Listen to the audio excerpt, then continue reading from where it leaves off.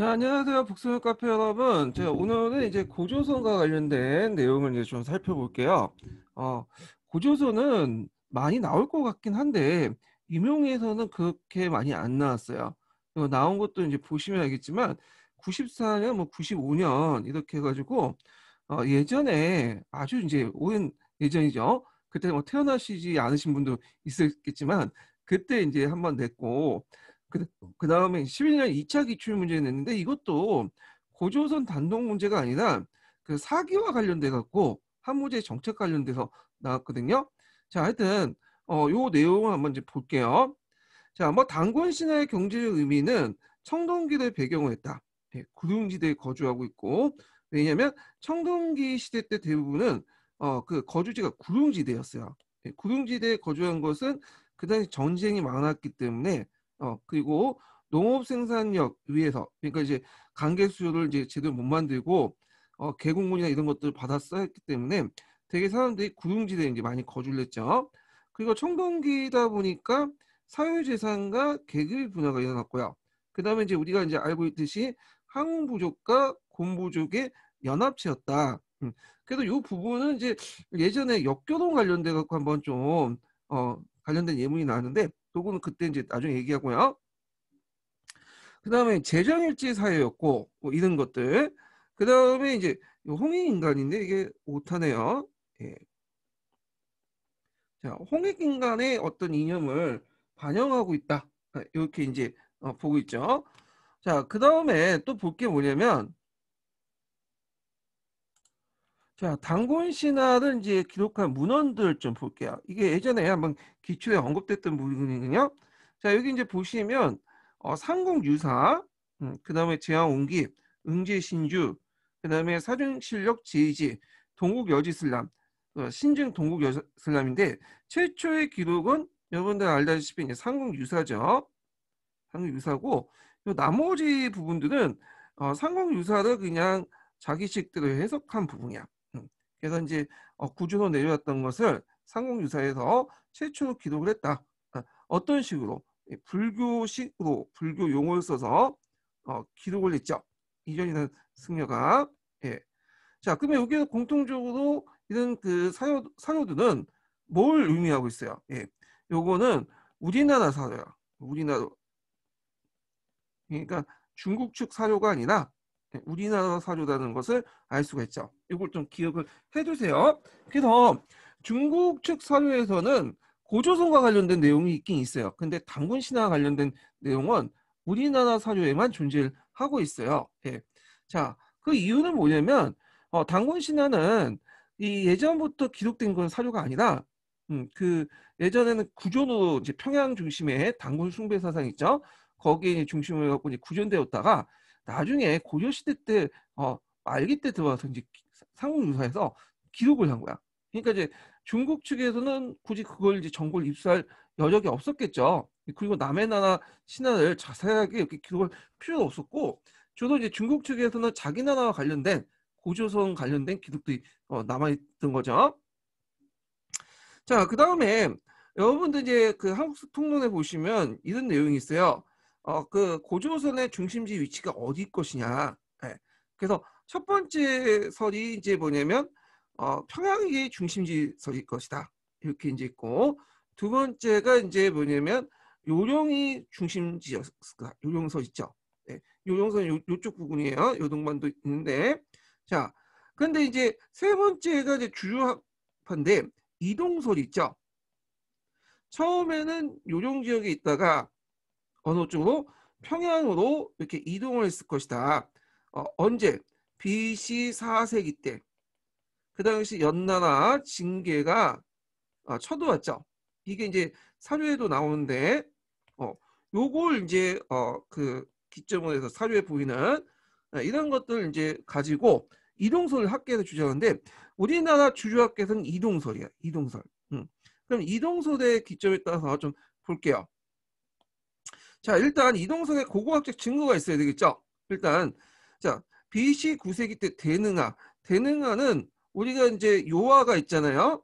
요동반도가 있으면 요하가 있는데 요하 옆에 있는 강이 대능하죠. 자, 요 대능하에 뭐가 집중적으로 발견됐냐? 여기 보시면 비파형 동곰이 집중적으로 발견이 됐죠. 여기 보시면. 예.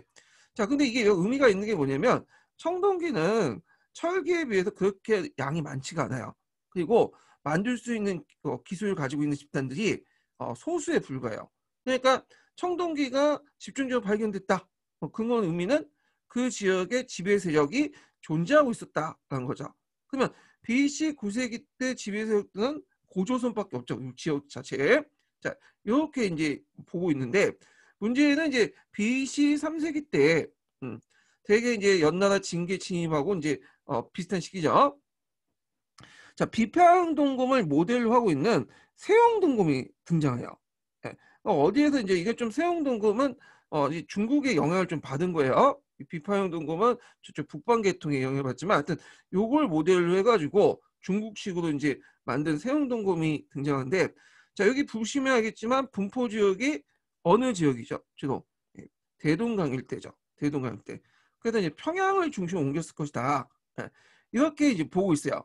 그래서 이제 요동 지역에서 평양으로 고조선 중심지가 옮겨갔을 것이다.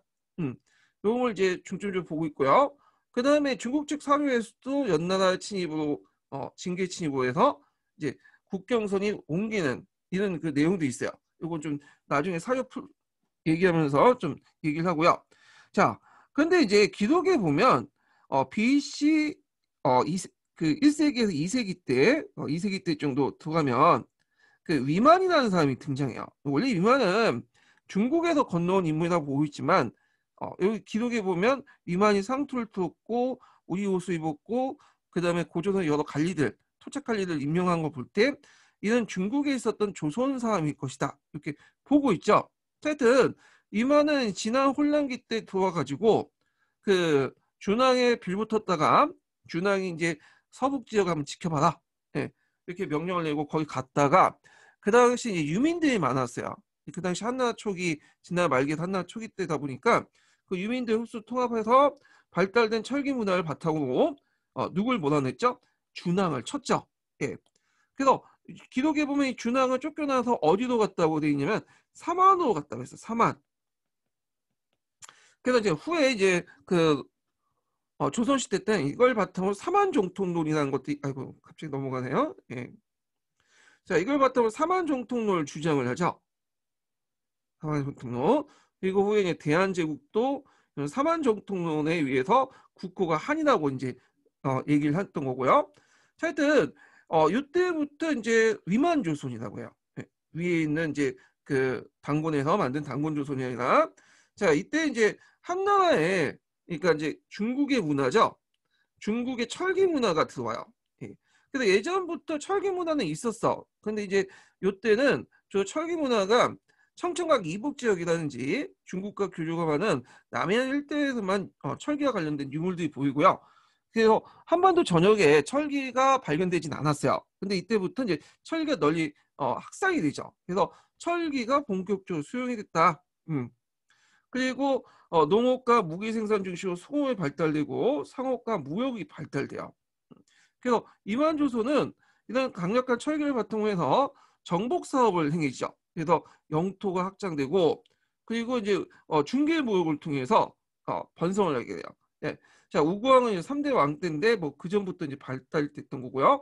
중개 무역은 이제 여러분도 알다시피 한반도 있으면 고조선이 있으면 한나라가 있고 남쪽에 진국이라는 나라가 있었다 그래요. 뭐 진국인지 하여튼 소국 연합체인지 물론 중국의 존재를 부정하는 사람도 있지만 요게 딱 있어가지고 이걸 이제 뭐냐면 가로막는 거죠. 그래서 자기를 통해서만 진국에 갈 수 있도록 중개 무역을 이제 하게 되는데 자 이런 것들이 이제 그 한나라가 고조선을 침범하는 그 이유가 되게 되죠.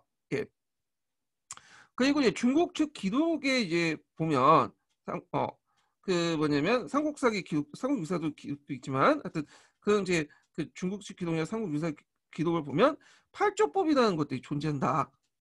그래서 이제 여러분들 교과서에 이제 많이 그 언급됐던 내용이죠. 노동력을 중시하고 사회재산을 보호하고 여성의 정절을 중시하는 가부장적 사회가 이제 확립됐고요. 자, 멸망 과정은 중개무역 그 중개무역이 이제 하나의 경제적 이익을 이제 상당히 침범했죠. 그 다음에 그 천산지인 요동을 군사적으로 이제 위협을 했고, 그 다음에 중개무역으로 하나의 경제 손실, 등등. 그리고 그 외에도 이제 군사적 측면 볼 때는 고조선하고 홍나가 연결될 수 있겠다. 이런 것들 등등. 그러니까 제일 중요한 게 중개무역하고 이 고조선과 홍내 연결 가능성 이런 것들 이제 보시면 돼요. 자, 고조선과 홍내 연결 가능성을 차단하게 했다는 것은 이 동아시아 교과서에도 나와요. 그래서 두 번에 거쳐서 이제 쳐들어왔죠. 1차 침입과 2차 침입. 그래서 이 쳐들어오는 과정이 예전에 사기와 관련된 문제 나올 때 예문이 나왔어요. 그래서 1차 침입 때는 수륙 양면 했다가 격퇴되고요. 여기에 대해 수륙 양면이라는 건 이제 육군과 해군이 같이 이제 움직이죠. 육군이 이제 공격을 하면 해군은 이제 그 당시 뭐 해군이라는 개념은 있다고 좀 그렇지만 이 해군의 배들이 육군을 지원을 해줘. 주로 병력을 수송해주거나 그 다음에 이제 무기, 그 다음 식량, 범창 역할을 한다고 보시면 되죠. 오늘날 독자적인 뭐 해군으로서 이제 작전을 이제 수행하는 게 아니라 그래서 병창 역할을 해줬다. 그 이유는 뭐냐면 이제 육로로 가기에는 너무 이제 많은 물자나 이런 것들 수송하기 힘드니까 육군이 갈 때 같이 수군도 따라가서 지원을 해주는 그런 형태였죠.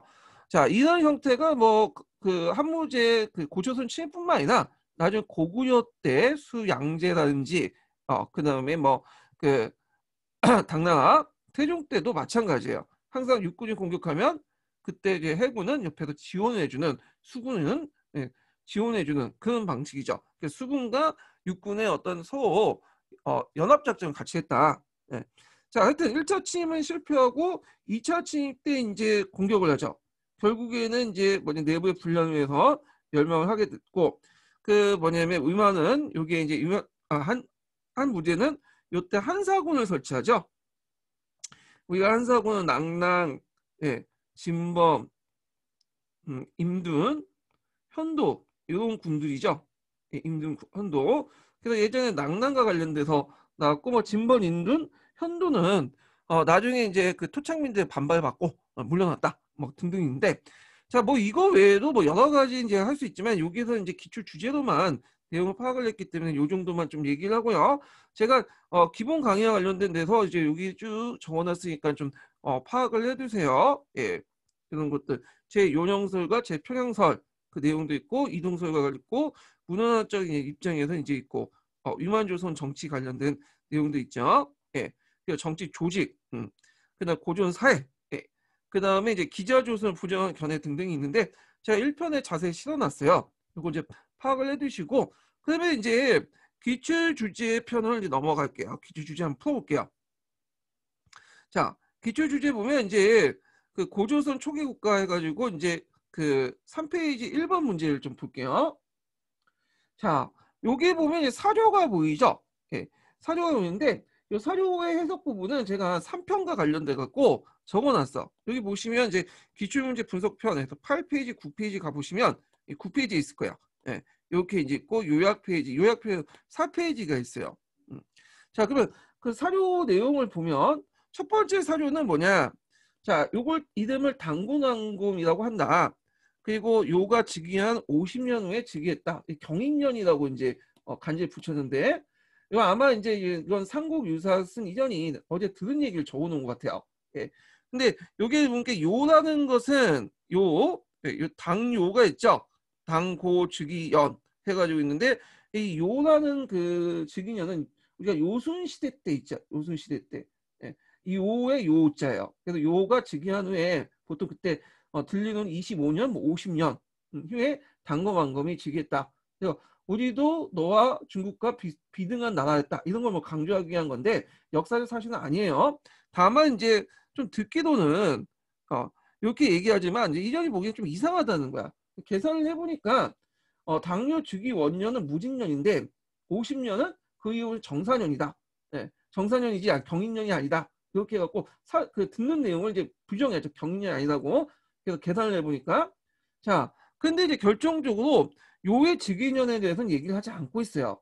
요의 즉위년은 삼국 역사에서는 자, 그리고 뭐 그 당시 도읍을 평양성으로 정하고 처음 조선을 칭했다.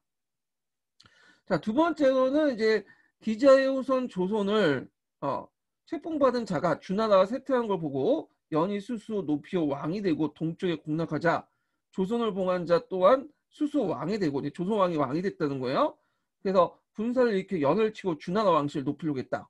자, 대부예가 가나자 이내 그만두었다.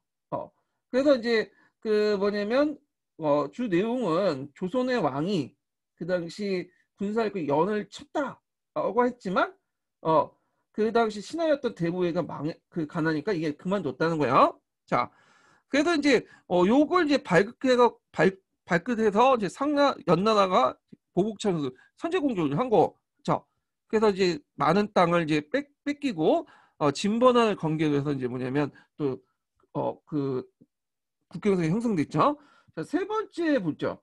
상이 허락하였다. 상이라는 것은 뭘 의미하냐면 항상을 의미해. 항상.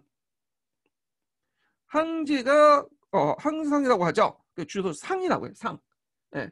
그래서 이때 상이라는 건 누굴 의미하냐면 사기에 이제 이 당시에 이제부터 여우라고 보시면 돼요. 여우는 이제 유망의 아내죠. 이 사람은 항제는 아니지만 거의 사기에서는 항제 취급받고 있어요. 예. 그래서 뭐 상이라고 표시한 것 같은데, 자, 이리하 위만이 병사와 재물을 얻어 그곳의 작은 지역을 침략하여 한번 항복하니 진번 인두 같은 것을 모두 복속하여 지방의 수천이가 되었다. 이렇게 했거든요.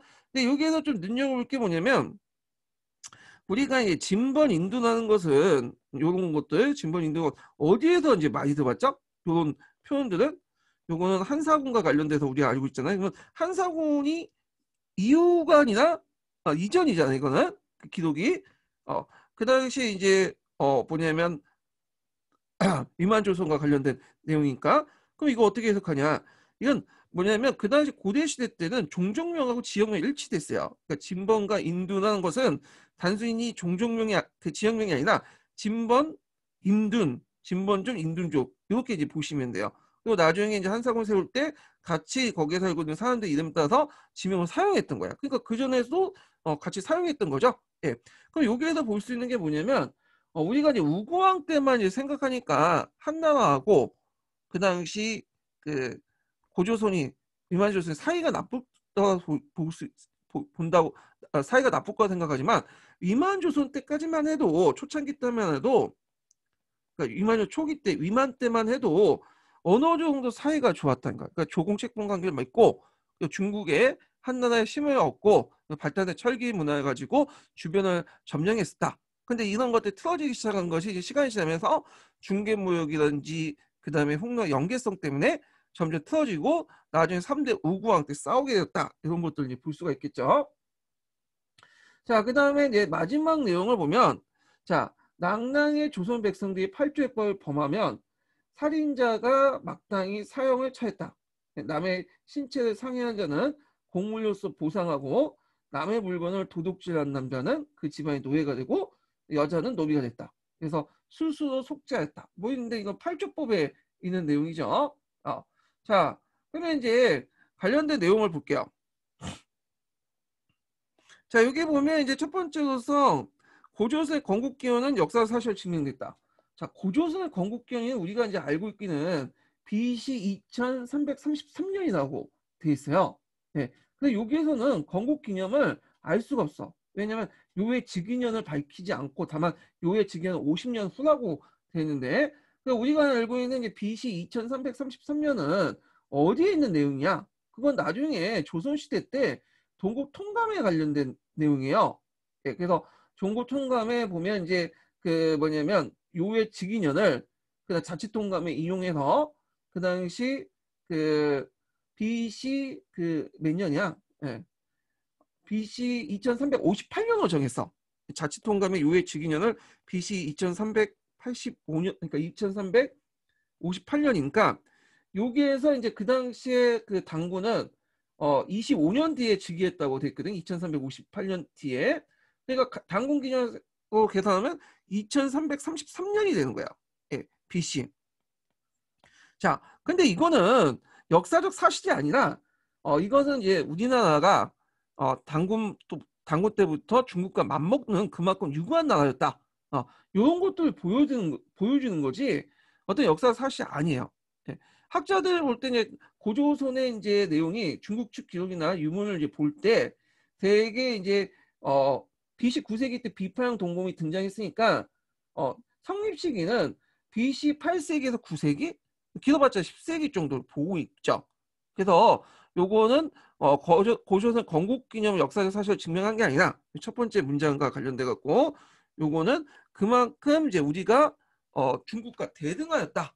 그만큼 오래된 나라였다. 이런 것들을 강조하는 그 당시 사람들의 어떤 인식이 반영된 거야. 예. 그래서 이런 것도 이제 좀 파악을 해두시고, 자, 그 다음에 이제 기자의 후손인 조선호가 중앙시를 도와서 연을 격파했다. 요 내용을 사료가 두 번째인데 연을 격파한 게 아니라 연을 공격하려다가 말려가지고 이제 그만뒀죠. 오히려 연나한테 당했죠, 나중에. 자, 3번은 이제 위만이 한해 원조를 받아 주변에 소옥과 진번, 인두를 복속시켰다. 그래서 우리가 이제 우공왕 때만 기억을 하니까 이게 뭐 중국 한나라와 처음부터 끝까지 막 대립된 거 보이지만 위만 조선 때 이제 초기 때죠. 그때는 사이가 어느 정도 좋았다. 조공책분 관계를 맺으면서 그 당시 이제 한나라의 지원을 받고 주변 민족 통제를 했다. 이렇게 보시면 되죠. 그래서 답이 3번이에요. 3번. 자, 그 다음에 이제 고조선의 팔교법금은 도둑질한 자에게 12배로 갚도록 규정했다. 자, 이거는 이제 일책 12법과 관련된 내용인데, 자, 하나를 훔치면 12배로 배상을 받는 법이야. 자, 요거는 이제 예맥계통의 고구려 부유에서 나오는 거죠. 그래서 여기에 보면 이제 팔조법 같은 경우에는 도둑질한 자에게 이제 50만 전만 내면 용서를 받을 수 있다. 이런 내용이 있어요. 그래서 일책 12법 내용이 없어요, 여기는요. 자, 그래서 답이 이제 3번이 되죠. 그 다음에 2번을 볼게요. 2번. 자, 그 고조선에 대한 설명으로 가장 적합한 것은 신석기 문화와 농경사를 배경으로 했다. 자, 이게 이제 여러분들 이제 뭐 고등학교 정도의 지식이지만 청동기 문화죠. 청동기 문화. 네. 그래서 이걸 알 수 있는 게 전기 고조선 중심지가 용영 지역에 그 비파형 동굴이 되게 많이 발견됐다는 걸 이제 알 수가 있고, 자, 단군 신화의 출처가 나와 있어요. 단군 신화의 출처. 여기에서 이제 단군 신화는 원래부터 기록된 것이 아니라 구전되었다가 고조시대 때부터 기록된 거예요. 고조 중국이 때, 삼국 유사 때부터. 그러니까 중국 측에서는 예전부터 몰랐던 거예요. 예, 그러니까 당연히 한국 측 사료만 존재를 하죠. 그래서 이제 여기 좀 보시면 쭉 뭐 삼국 유사, 제왕웅기, 응제신주, 동국 여지슬람. 자, 요거 제왕웅기, 응제신주, 동국 여지슬람은 삼국 유사를 이제 뭐 유교식으로 이제 아시켜가지고 풀어가지고 쓰는 거고, 그러면 여기에 단군 신화가 없는 내용은 어디겠어요? 예, 한서지시죠. 한서지시. 요거는 아니에요. 예, 한서지시는 중국에서 이제 쓴 기록이죠. 예, 그렇기 때문에 이제 요 한서지시는 관련된 내용이 아니다. 단군 신화가 들어가 있지 않다. 요 내용이 이제 뭐 단군 시장 출처 내용이 공무원 시험에도 자주 나오는 거니까 뭐 문제 나올 수 있을 것 같죠. 뭐 삼국유사는 너무 쉬우니까 뭐 단군 신화에 나와 있는 조선시대 때 사료를 이렇게 쓰시오. 한두 개 쓰시오. 이렇게 나올 수가 있어. 이런 것들 좀 파악을 해주시면 될 것 같아요. 예. 자, 그 다음에 이제 그 3번 문제 볼게요. 자, 미소일시 토기가 출토된 지역을 세력 범위에 설정하면 요령지방을 중심으로 알 수 있다. 네, 이렇게 이제 있는데, 자, 요거는 맞죠?